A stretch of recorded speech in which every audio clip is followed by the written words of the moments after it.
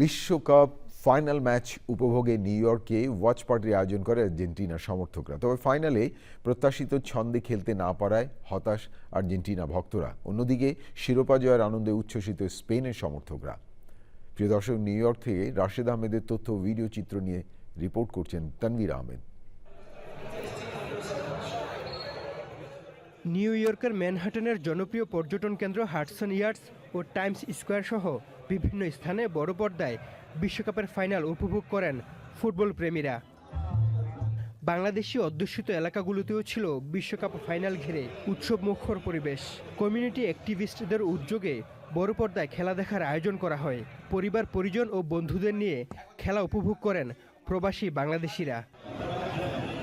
বিশিষ্ট ব্যবসায়ী রায়ন শাহনেওয়াজ ও তার প্রতিষ্ঠান গোল্ডেন এজ হোম কেয়ারের উদ্যোগে ওয়াচ পার্টির আয়োজন করা হয়। একই সঙ্গে ফাইনাল ম্যাচ উপভোগ করেন 100-রও বেশি দর্শক।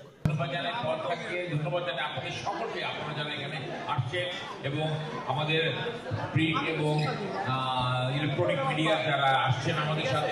এছাড়া ডেমোক্রেটিক নেতা অ্যাটর্নি মঈন চৌধুরীর উদ্যোগেও বড় পর্দায় খেলা দেখার আয়োজন করা হয়। বিশ্বকাপের উন্মাদনায় মাতেন নানা বয়সী মানুষ। আমরা চাই সম্প্রীতি, ফুটবল খেলার মাধ্যমে আমরা পুরা কমিউনিটি ঐক্যবদ্ধ থাকতে পারবো, বিশ্ব ঐক্যবদ্ধ থাকবো, এটা আমাদের প্রত্যাশা। তবে ফাইনালে নিজেদের সেরা পারফরমেন্স উপহার দিতে না পারায় হতাশ আর্জেন্টিনা ভক্তরা। আর্জেন্টিনার সমর্থক হিসেবে মনটা একটু খারাপ, তবে স্পেন জিতে ভালো লাগছে, কারণ ওরা সুন্দর খেলছে, ওরা বিশ্বকাপ পাওয়া এটা ডিজার্ভ। আর্জেন্টিনার উপরে চাপ ছিল, ভীষণ চাপ ছিল, যার কারণে তার মনোবল ভেঙে গেছিল, এই হলো ব্যাপারটা। দ্বিতীয়বারের মতো বিশ্বকাপের শিরোপা জিতে উচ্ছ্বাসে মেতে ওঠেন স্পেনের সমর্থক প্রবাসী বাংলাদেশিরা। Tanvir Ahmed, desk report, channel I.